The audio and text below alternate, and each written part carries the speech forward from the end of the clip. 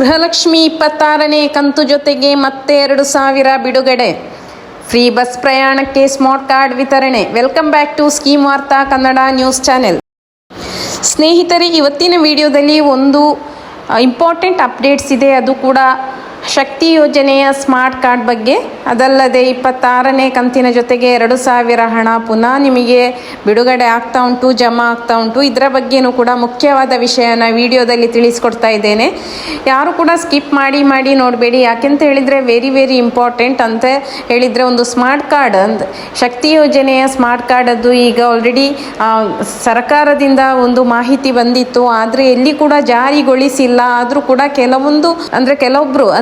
ಕೆಲವೊಬ್ಬರೆಲ್ಲ ಸೈಬರಿಗೆ ಹೋಗಿ ಅಲ್ಲಿ ಅಪ್ಲೈ ಮಾಡಿ ನಮಗೆ ಸ್ಮಾರ್ಟ್ ಕಾರ್ಡ್ ಸಿಕ್ಕಿದೆ ಅಂತೆಲ್ಲ ಹೇಳ್ತಾ ಇದ್ದಾರೆ. ಅದು ಇವಾಗ ನಿಮಗೆ ಯೂಸ್ಫುಲ್ ಆಗುತ್ತಾ, ಅದರ ಬಗ್ಗೆನೂ ಕೂಡ ಕಂಪ್ಲೀಟಾಗಿ ನಾನು ಈ ವಿಡಿಯೋದಲ್ಲಿ ತಿಳಿಸ್ಕೊಡ್ತಾ ಇದ್ದೇನೆ.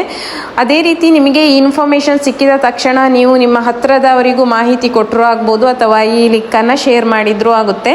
ಅದೇ ರೀತಿ ನಿಮಗೆ ಯಾವ ಜಿಲ್ಲೆಗೆಲ್ಲ ಬಂದಿಲ್ಲ 26ನೇ ಕಂತು, ಅದನ್ನು ಕೂಡ ನೀವು ಕಮೆಂಟ್ ಬಾಕ್ಸ್ ಮೂಲಕ ತಿಳಿಸ್ಕೊಡಿ. ಹೆಚ್ಚಿನವರು ನಿಮ್ಮ ಕಮೆಂಟನ್ನು ಓದ್ತಾ ಇರ್ತಾರೆ. ಯಾಕೆಂತ ಹೇಳಿದರೆ ಯಾವ ಜಿಲ್ಲೆಗೆ ಬಂದಿಲ್ಲ ಅಂದರೆ, ನಾವು ಈಗ ಫಾರ್ ಎಕ್ಸಾಂಪಲ್ ಹೇಳುವುದಾದರೆ ಮೈಸೂರು ಜಿಲ್ಲೆಗೆ ಬಂದಿದೆ ಅಂತ ಹೇಳಿದರೆ ಕೆಲವರಿಗೆ ಬಂದಿರುವುದಿಲ್ಲ. ಅಂಥವರಿಗೂ ಕೂಡ ಸಮಸ್ಯೆ ನಿವಾರಣೆ ಆಗುತ್ತೆ. ಯಾಕೆಂತ ಹೇಳಿದರೆ ನಿಮ್ಮ ಮೈಸೂರು ಜಿಲ್ಲೆಗೆ ಒಂದು ವೇಳೆ ಎಲ್ರಿಗೂ ಕೂಡ ಬಿಡುಗಡೆಯಾಗಿ ಕೇವಲ ಒಂದು 10% ಜನರಿಗೆ ಬಂದಿಲ್ಲ ಅಂತ ಹೇಳಿದರೆ ಯಾವ ರೀಸನಿಗೋಸ್ಕರ ಬಂದಿಲ್ಲ ಅಂತ ಹೇಳಿ ವಿಡಿಯೋದಲ್ಲಿ ತಿಳಿಸ್ಲಿಕ್ಕೂ ಕೂಡ ನಮಗೂ ಕೂಡ ಈಸಿ ಆಗುತ್ತೆ. ಈಗ ಇನ್ನು ಇದರ ಬಗ್ಗೆ ಹೆಚ್ಚು ಮಾತಾಡದೆ ವಿಡಿಯೋಗೆ ಹೋಗುವ. ಅಂದರೆ ನಾನು ಮೊದಲೇ ಹೇಳಿದಾಗೆ ಇಂದಿನ ವಿಡಿಯೋದಲ್ಲಿ ಇರುವಂಥದ್ದು ಗೃಹಲಕ್ಷ್ಮಿ ಯೋಜನೆ 26ನೇ ಕಂತಿನ ಹಣದ ಬಿಡುಗಡೆ ಮತ್ತು ಶಕ್ತಿ ಯೋಜನೆಯ ಸ್ಮಾರ್ಟ್ ಕಾರ್ಡ್ ವಿತರಣೆ ಬಗ್ಗೆ ಇರುವಂತಹ ಒಂದು ಪ್ರಮುಖವಾದ ಮಾಹಿತಿ. ಇನ್ನು ಮೊದಲನೆಯದಾಗಿ ಗೃಹಲಕ್ಷ್ಮಿ ಯೋಜನೆ 26ನೇ ಕಂತಿನ ಅಪ್ಡೇಟ್ ಏನು ಅಂತ ಹೇಳಿದರೆ, ಈಗ 2,000 ಹಣ ಬಿಡುಗಡೆ ಪ್ರಕ್ರಿಯೆ ಒಂದು 4-5 ದಿನದಿಂದ ಪ್ರಾರಂಭ ಆಗಿದೆ. ಅಂದರೆ 25ನೇ ಕಂತು ತಿಂಗಳುಗಟ್ಟಲೆ ತಗೊಂಡಿದ್ರೂ ಕೂಡ ಈಗ 26ನೇ ಕಂತು 4-5 ದಿವಸದಲ್ಲಿಯೇ ಒಂದು 60% ಅಂದರೆ 60 ಲಕ್ಷದಿಂದ 70 ಲಕ್ಷ ಜನರಿಗೆ ಈಗ ಆಲ್ರೆಡಿ ಜಮಾ ಆಗಿದೆ. ನಾನು ಆಲ್ರೆಡಿ ಇದಕ್ಕಿಂತ ಮೊದಲೊಂದು ವಿಡಿಯೋ ಮಾಡಿದ್ದೇನೆ. ಅದರಲ್ಲಿ ನಾನು ಯಾವ ಜಿಲ್ಲೆಗೆ ಬಂದಿದೆ ಅಂತ ಕೂಡ ತಿಳಿಸಿಕೊಟ್ಟಿದ್ದೇನೆ. ಯಾರಿಗೆಲ್ಲ ಬಂದಿಲ್ಲ ಆ ಜಿಲ್ಲೆಯನ್ನು ಮೆನ್ಷನ್ ಮಾಡಿ ನೀವು ದಯವಿಟ್ಟು. ಈಗ ಹೆಚ್ಚಿನ ಜಿಲ್ಲೆಗೆ ಅಂದರೆ ಮೇಯ್ನಾಗಿ ಈಗ ದಾವಣಗೆರೆ ಜಿಲ್ಲೆಗೆ ಬಂದಿಲ್ಲ. ಅದೇ ರೀತಿ ದಕ್ಷಿಣ ಕನ್ನಡ ಜಿಲ್ಲೆಗೆ ಇನ್ನೂ ಕೂಡ ಜಮಾ ಶುರು ಆಗಿಲ್ಲ. ಮತ್ತು ಒಟ್ಟಿಗೆ 4,000 ಹಣ ಬರುತ್ತೆ ಅಂತ ಹೇಳಿ ಅದರ ಬಗ್ಗೆ ಹೇಳುವುದಾದರೆ, ಯಾರಿಗೆಲ್ಲ 25ನೇ ಕಂತು ಬಂದಿಲ್ಲ ಅವರಿಗೆ 3ನೇ ಹಂತದ ಬಿಡುಗಡೆಯ 2,000 ಬಂದಿದೆ. ಅದೇ ರೀತಿ 26ನೇ ಕಂತು ಕೂಡ ಬರ್ತಾ ಉಂಟು. ಯಾಕೆಂತ ಹೇಳಿದರೆ ಒಂದು 10% ಜನರಿಗೆ 25ನೇ ಕಂತು ಬಂದಿರುವುದಿಲ್ಲ. ಅಂಥವರಿಗೆ ಆ ಅಮೌಂಟು ಕೂಡ ಬರ್ತಾ ಉಂಟು. ಅಂದರೆ ಕೆಲವರಿಗೆ ತುಂಬ ಡೌಟ್ಸ್ ಇರುವಂಥದ್ದು, ನಮಗೆ 25ನೇ ಕಂತು ಬಂತಾ ಅಥವಾ 26ನೇ ಕಂತು ಬಂದಿದ್ದ ಅಂತ ಹೇಳಿ. ಅಂದರೆ 25ನೇ ಕಂತು ಬರುವುದಕ್ಕಿಂತ ಮೊದಲು ವಿಡಿಯೋ ಎಲ್ಲ ಬರ್ತಾ ಉಂಟು 26ನೇ ಕಂತು ಬಿಡುಗಡೆ ಆಗಿದೆ ಅಂತೇಳಿ. ಎಲ್ರಿಗೂ ಕೂಡ ಅದು ಒಂದು ಡೌಟ್ಸ್ ಥರ ಉಂಟು. ಅಂದರೆ ನಮಗೆ ಈಗ 25ನೇ ಕಂತು ಬಂದದ್ದಾ ಅಥವಾ 26ನೇ ಕಂತು ಬಂದಿರುವುದಾ ಅಂತ ಹೇಳಿ.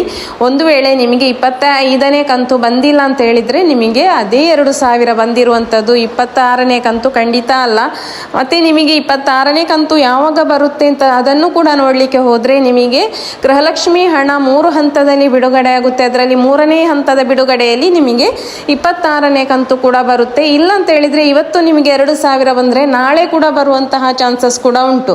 ಈ ರೀತಿ ಒಟ್ಟು 4,000 ಹಣ ಕೂಡ ಒಂದೇ ದಿವಸ ಬರುವುದಿಲ್ಲ. ಇವತ್ತು ಬಂದರೆ ನಾಳೆ ಮರುದಿನ ಕೂಡ ಬರುವಂತಹ ಚಾನ್ಸಸ್ ಉಂಟು. ಹೀಗೆ 4,000 ಕೂಡ ಇದೇ ತಿಂಗಳಲ್ಲಿ ನಿಮಗೆ ಜಮಾ ಆಗ್ತಾ ಉಂಟು. ಮತ್ತು ಹೊಸ ಅರ್ಜಿದಾರರಿಗೆ ಕೂಡ ಒಂದು ಗುಡ್ ನ್ಯೂಸ್ ಇದೆ. ಅಂದರೆ ಮೃತರ ಹೆಸರಿನಲ್ಲಿದ್ದ ಕಾರ್ಡುಗಳನ್ನು ಬದಲಾಯಿಸಿ ಹೊಸದಾಗಿ ಅರ್ಜಿ ಸಲ್ಲಿಸಿದ ಮಹಿಳೆಯರಿಗೂ ಸಹ ಈ ಬಾರಿ ಮೊದಲಿನ ಕಂತಿನ ಹಣವನ್ನು ಬಿಡುಗಡೆ ಮಾಡಲಾಗಿದೆ ಎಂದು ಮಹಿಳಾ ಮತ್ತು ಮಕ್ಕಳ ಕಲ್ಯಾಣ ಇಲಾಖೆ ಆಲ್ರೆಡಿ ಈಗ ತಿಳಿಸಿದೆ.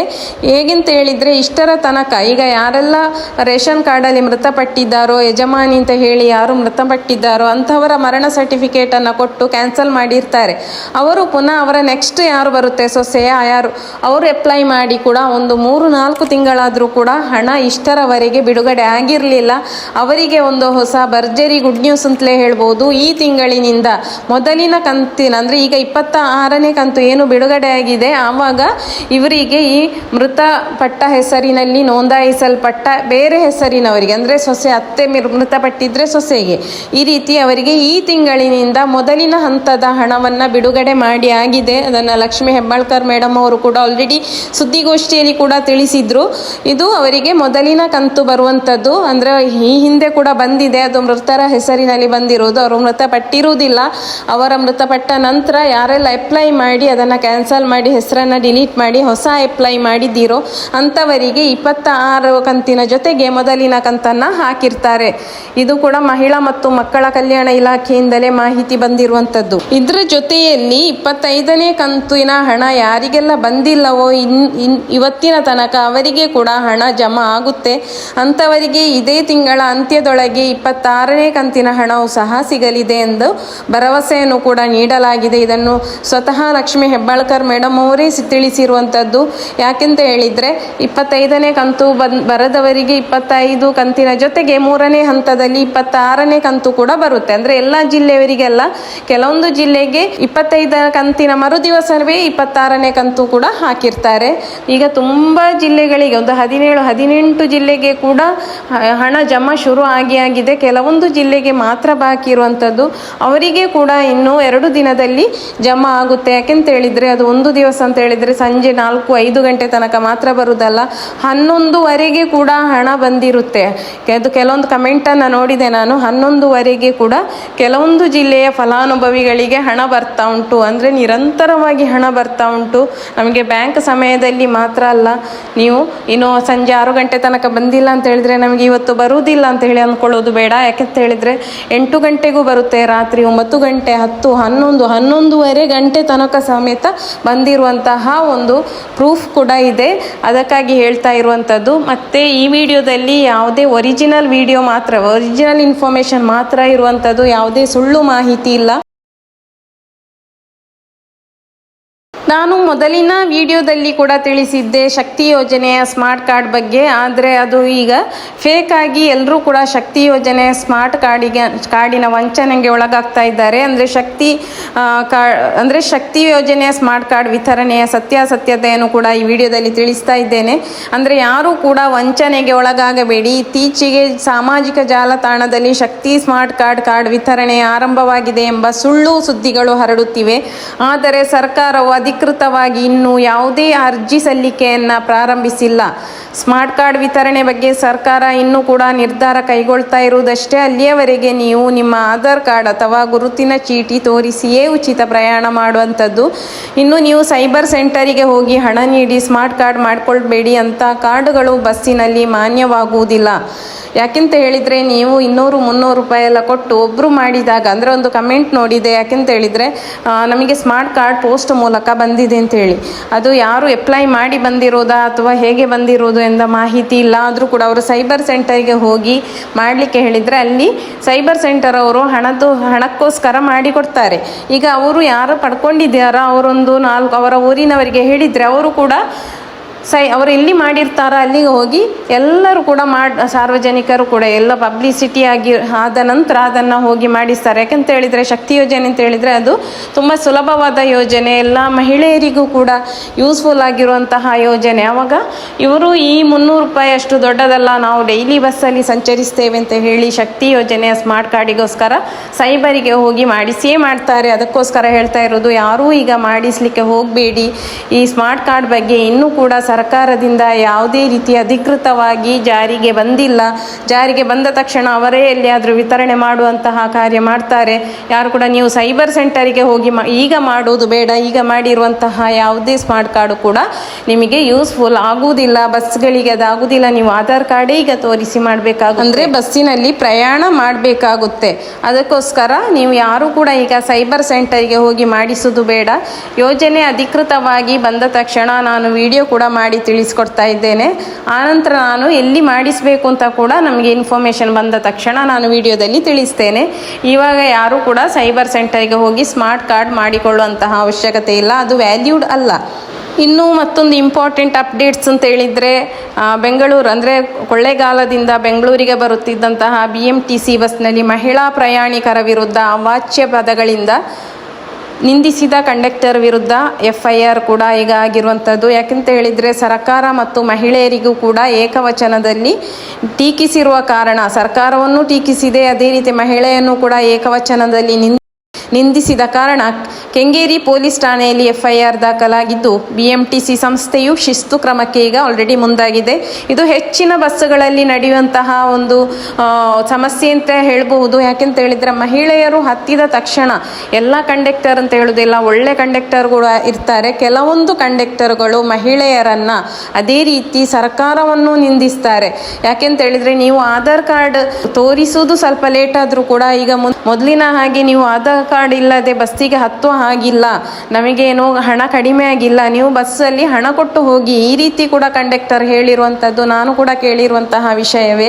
ಕೆಲವೊಂದು ಕಂಡಕ್ಟರ್ ಮಹಿಳೆಯರಲ್ಲಿ ರೂಢಾಗಿ ವರ್ತಿಸ್ತಾ ಇರುವಂಥದ್ದು.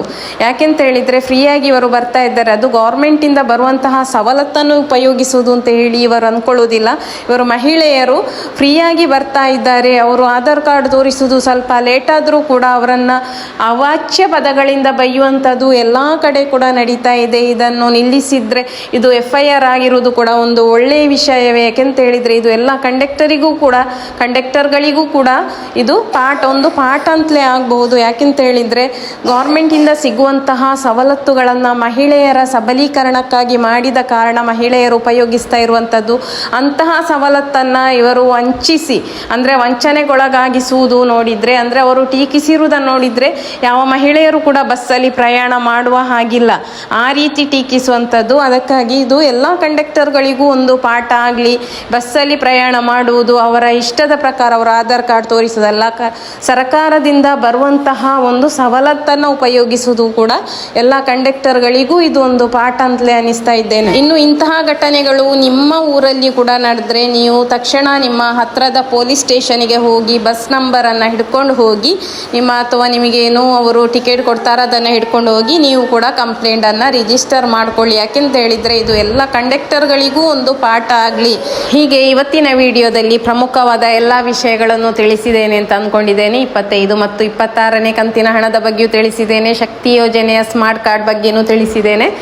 ಇನ್ನು ನೆಕ್ಸ್ಟ್ ವಿಡಿಯೋದಲ್ಲಿ ನೆಕ್ಸ್ಟಿನ ಅಪ್ಡೇಟ್ಸನ್ನು ನಾನು ತಿಳಿಸ್ಕೊಡ್ತಾ ಇದ್ದೇನೆ. ಅದಕ್ಕಿಂತ ಮೊದಲು ನೀವು ಯಾರೆಲ್ಲ ನನ್ನ ಚಾನೆಲನ್ನು ಸಬ್ಸ್ಕ್ರೈಬ್ ಮಾಡಿಲ್ಲ ದಯವಿಟ್ಟು ಸಬ್ಸ್ಕ್ರೈಬ್ ಮಾಡಿ, ಅದೇ ರೀತಿ ಲೈಕ್ ಕೊಡುವ ಮೂಲಕ ಸಪೋರ್ಟ್ ಕೂಡ ಮಾಡಿ. ನೀವು ಲೈಕ್ ಕೊಟ್ಟರೆ ಮಾತ್ರ ನಮಗೆ ಒಂದು ಮೋಟಿವೇಶನ್ ಆಗಿ ಇರುತ್ತೆ. ಅದಕ್ಕೆ ದಯವಿಟ್ಟು ನೀವು ಯಾರೆಲ್ಲ ವಿಡಿಯೋ ನೋಡ್ತಾ ಇದ್ದೀರಾ ನೀವು ಲೈಕ್ ಬಟನನ್ನು ಕೂಡ ಚೆಕ್ ಮಾಡಿ, ಎಲ್ಲರೂ ಒಂದೊಂದು ಲೈಕ್ ಕೊಡಿ. ಒಂದು 250 ಚಾಲೆಂಜನ್ನು ಕೂಡ ನಾನು ಇಡ್ತಾ ಇದ್ದೇನೆ, ಅದು ನೆಕ್ಸ್ಟ್ ವಿಡಿಯೋದಲ್ಲಿ ತಿಳಿಸ್ತೇನೆ ಯಾಕೆಂತ ಹೇಳಿ.